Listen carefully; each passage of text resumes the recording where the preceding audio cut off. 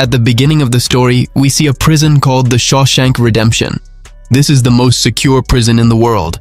There are thousands of inmates in this prison, but to this day, not a single prisoner has managed to escape, because the security here is extremely strict. There are also inmates here who have spent their entire lives in this prison. But even they never thought of escaping, because any prisoner who tries to escape from this prison is punished with death. Now the scene cuts, and we are shown a man named Andy in court who is a banker at one of America's largest banks. The judge sentences him to life imprisonment for the murder of his wife and her lover, but Andy says that he did not commit these murders.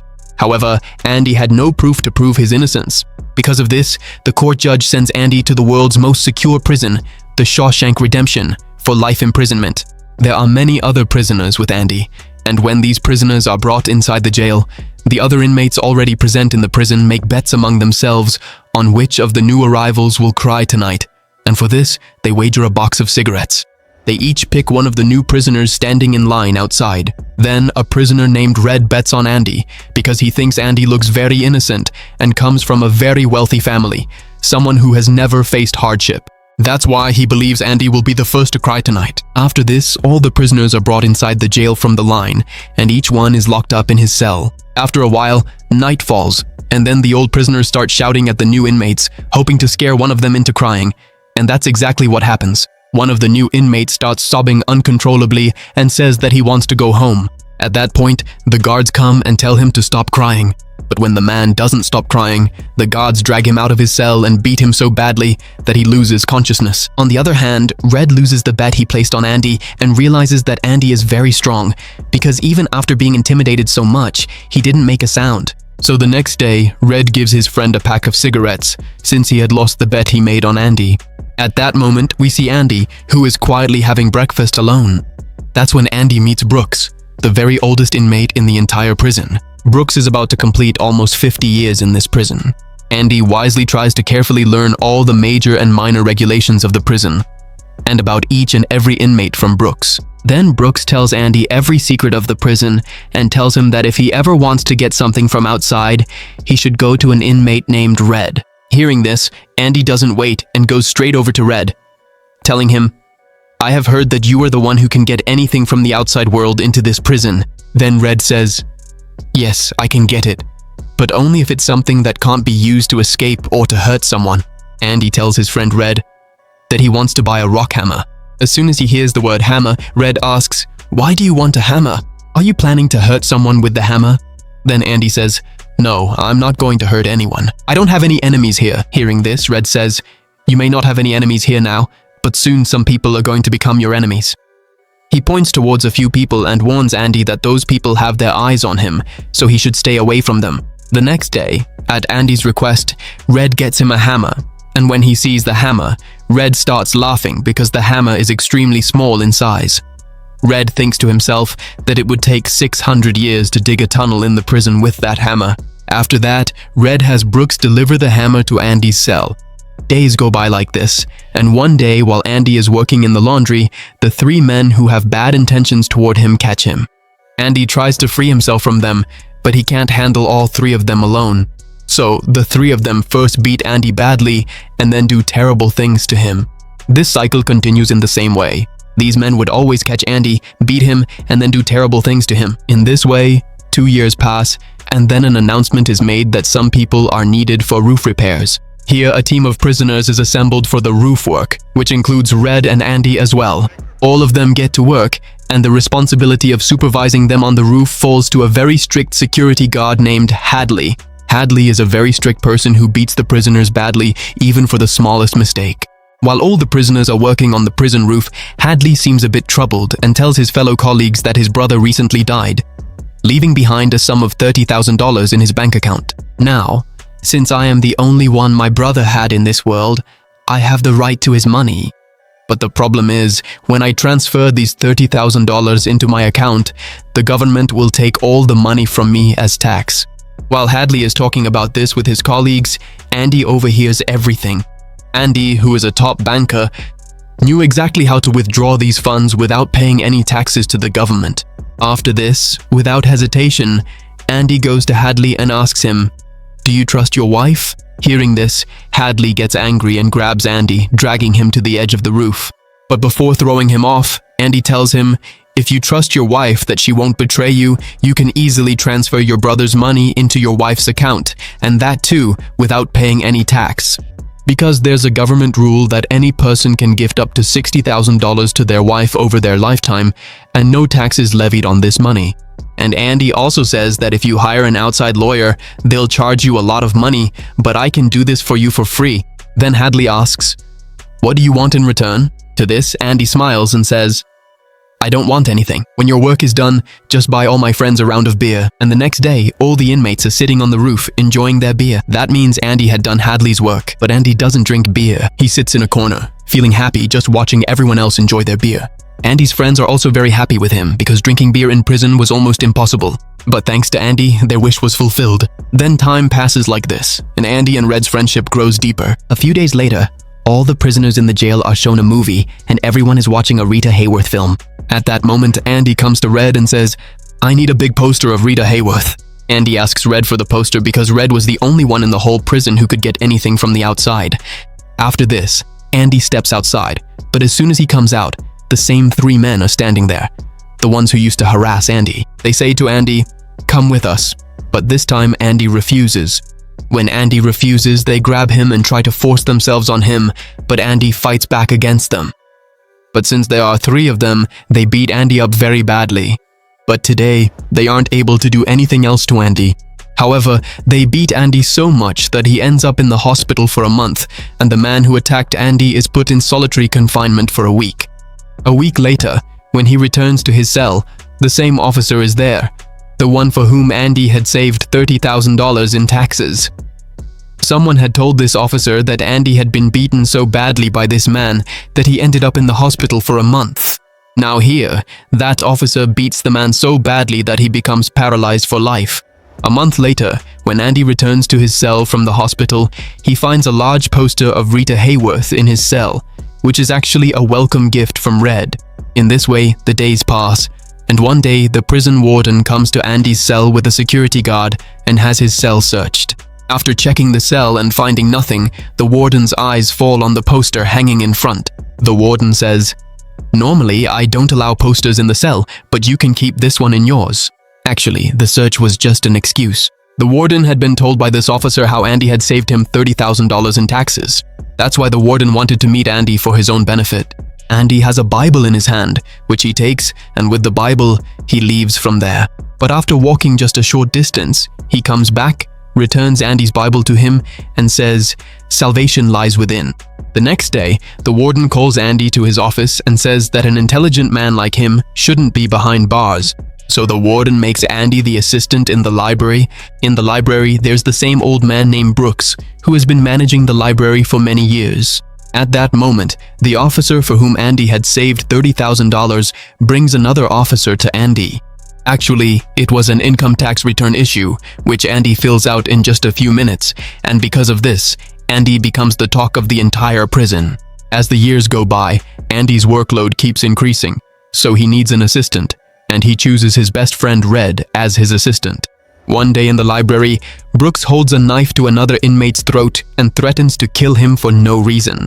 Actually, the government has pardoned his sentence, but he doesn't want to leave the prison. Today, he has completed a full 50 years in this prison. His entire life has been spent in this prison, and he has completely forgotten what the outside world is like. This prison world is his real world now, and he feels that if he kills someone, his sentence will be extended, and he will get to stay in this prison. After Andy talks to him, Brooks lets go of the man whose throat he was holding the knife to. Now, even though he doesn't want to, when Brooks is released from prison and steps outside, the outside world feels very strange to him. In 50 years, the pace of the outside world has increased tremendously, where once there used to be just one car on the road, now the streets are crowded with vehicles. After a few days, he starts working at a supermarket, but he just can't adjust to life outside. He keeps thinking about prison and wants to go back there. That's why he sometimes thinks about committing a crime so that he can return to prison. But at this age, Brooks doesn't want to commit any crime. And in this fast-paced, crowded life, he can't survive and ends up taking his own life. Before dying, he writes a letter to his friends in prison, and everyone becomes very emotional while reading it. Meanwhile, we are shown the prison, where the warden starts a new program. In this program, the prisoners are taken outside the jail to work so that they can learn how to earn money through hard work. The inmates agree to this as well, because they all want to experience the outside world, and in this way, the warden gets work done from the prisoners. But through this project, the warden gets a lot of contracts because the labor provided by the prison inmates is very cheap. And as a result, the local construction labor teams outside are unable to find any work anywhere, because the warden gets the work done by his inmates at half the price. And he is able to do it at half the price because the inmates are not actual laborers to whom the warden would have to pay daily wages. So by making the inmates work for free, the warden starts earning a lot of money, and all this money is black money. But since Andy is a banker, he converts all of the warden's black money into white. Actually, Andy deposits this money under the name of a person who doesn't even exist in this world, and he transfers all the money into that account, so that if the police ever find out, they'll be searching for someone who was never even born. Now, a new inmate arrives at the prison whose name is Tommy. Tommy is very young, and at this early age, he has already been to several prisons. Tommy had a very friendly nature, so he quickly became friends with many inmates in the prison. One day, at the dining table, Tommy tells everyone that he has been stealing for many years, which is why he has been to many prisons here, and this time too, he ended up in this prison because of theft. Hearing Tommy, Andy tells him that if you keep getting caught every time you steal, it means this line of work doesn't suit you, so you should stop stealing. Tommy finds Andy's advice absolutely right, so he starts asking Red for more information about Andy. Tommy tells Red that Andy is a very intelligent and decent person. Why was he sent to prison? Red tells him that Andy was a big banker, but he killed his wife and her lover, which is why he was sentenced to life imprisonment. Hearing this, Tommy becomes lost in thought, as if he suddenly remembered something. After that, he calls Andy over. Now, Andy and Red are sitting in front of Tommy. Tommy tells both of them that 4 years ago, he went to a prison where he met an inmate, and that inmate told him that one night he went to rob a house. During the robbery, the owner of the house woke up. Now, out of fear of getting caught, he killed the owner of the house and his wife. Later, he found out that they weren't husband and wife, but lovers, and that the woman was the wife of a very prominent banker. Sometime later, when I read the news in the newspaper, I found out that when the police investigated these two murders, they suspected that the banker had killed them both. So the banker was arrested on charges of murdering his wife and his wife's lover. Here, we find out that Andy was innocent. After learning all this, Andy goes to the warden and tells him everything. But the warden deliberately does not believe him, because Andy is the one who launders his black money and knows all of the warden's secrets. So, if Andy leaves from here, the warden won't be able to make more money, and perhaps his secret about the black money will also be exposed. That's why he tells Andy that this is just a made-up story. I hear stories like this every day. Andy promises the warden that even if I get out, I will keep your secret safe. But the warden doesn't listen to anything Andy says. Seeing this, Andy gets very angry that after helping this man so much, even though I am innocent, he still won't let me go. That's why Andy starts yelling at the warden. Then, the warden puts Andy in solitary confinement for a month, and after that, he goes straight to Tommy and asks him, "Are all the things you told Andy true?" Tommy says, "Yes, it's absolutely true." After this, he asks Tommy if he would be able to testify about this in court if he were called. Then Tommy says, "Yes, I'm ready for that." As soon as he hears this, the warden signals to the guard above, and the guard riddles Tommy with bullets. Following this, the warden goes to Andy and tells him that Tommy tried to escape. So he was shot. But Andy understands why Tommy was killed, and he thinks to himself that the warden is a truly despicable person. Andy tells the warden that from now on, he will never do his work again. Then the warden says that you will have to do my work, otherwise I will turn this prison into hell for you. As he leaves, the warden tells the security guard to put him in solitary confinement for another month. Solitary confinement was a truly terrifying place, where a prisoner had to spend an entire month in complete darkness. Now, Andy had already spent a month in that solitary cell, but now he would have to spend another month in that same small, dark room. The news spreads throughout the entire prison that Andy is serving punishment for a crime he never even committed. All the prisoners inside the jail feel very sorry for Andy. Now, after spending a full 2 months in solitary confinement, when Andy comes out, Red comes to him. Andy asks Red, "Do you think you'll ever be able to get out of this prison?" Red says, "Yes, but only when I'm so old that my mind stops working." Andy says that when he gets out of here, he'll go to Mexico. There's a very beautiful place by the sea in Mexico. It's said that people lose themselves there.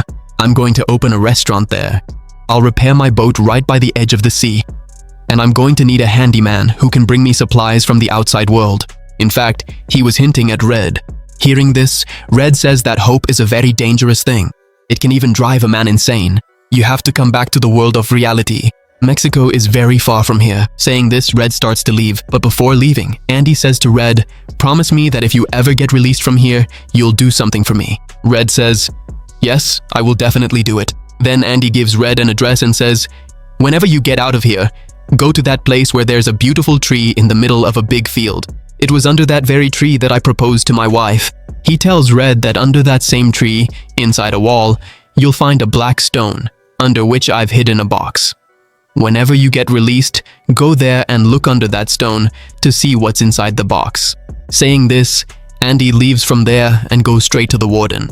He finishes the warden's work and puts all his documents in a special safe. After putting away the documents, the warden gives Andy his clothes. He tells Andy, "Get my clothes pressed and shine my shoes until they look like glass."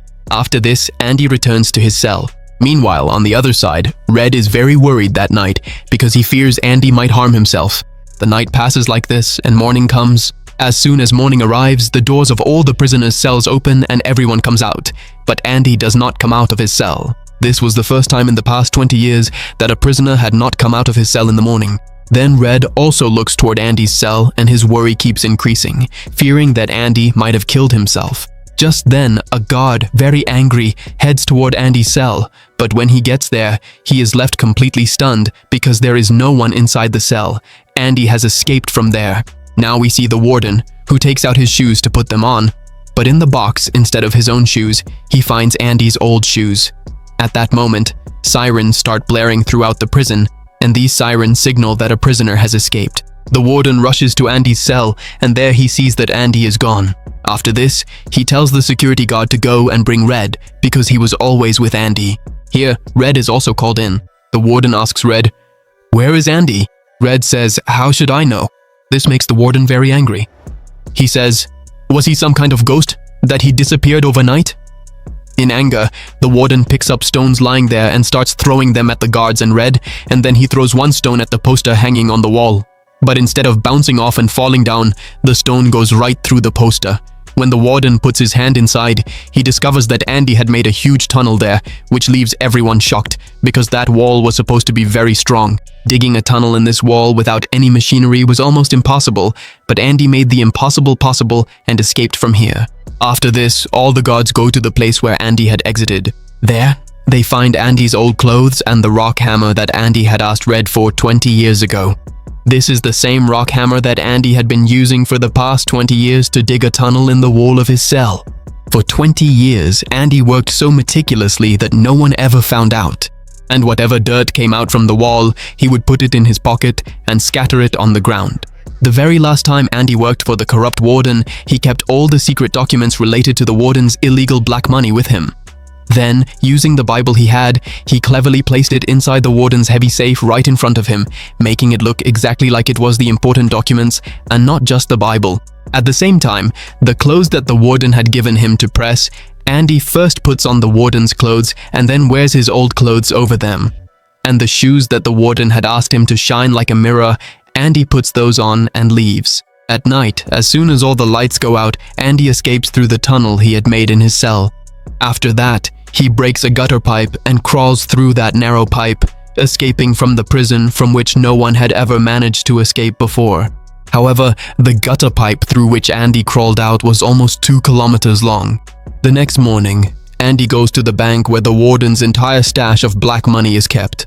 This money is in the name of a man who doesn't even exist in this world. This entire game of documents was created by Andy himself, and the signature of the account owner at the bank was forged by Andy from inside the prison. That's why Andy has no trouble withdrawing all of the warden's money. Andy has all the documents in that man's name, so he goes to the banks and withdraws all the money, which amounts to $370,000. This means that not only did Andy gain his freedom, but he also became rich. And here we learn that from the very day Andy entered that prison, he had been planning this all along. The warden treated Andy very badly in prison, and he even killed Tommy. That's why he gives the evidence of the warden's black money to the media. The next morning, this news is published in the newspaper, and when the warden opens the safe, instead of his documents, he finds a Bible inside. On the first page of the Bible, Andy had written, "You were right, salvation lies within." And when the warden turns the page, he sees a mark of the hammer there. In fact, Andy had meticulously cut the pages of the Bible into the precise shape of a rock hammer, creating a secret mold inside which he used to hide his tool. And 20 years ago, when the warden first went to Andy's cell and took that very Bible from his hand before returning it, the hammer was already hidden away inside that same Bible even then. Seeing this gives the warden a huge shock. On the other hand, news of the warden's black money had spread throughout the city. So, outside the prison walls, many reporters and local police were arriving to arrest the corrupt warden. And before the police could arrest him, the warden shoots himself. After some time has passed, Andy's friend Red is also finally granted parole, and he is given a simple job by the government. But Red can't adjust to the outside world at all, because he had spent 40 years of his life in prison.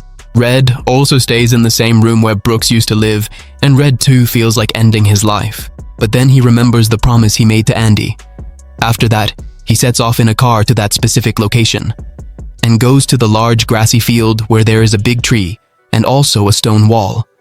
On that wall, there is a black stone, and when he carefully lifts that stone, he finds a box hidden underneath it. Inside the box, there is some money and a letter. This letter is from Andy. In the letter, the message clearly states that Andy is waiting for Red at the very specific location he told him about back in prison.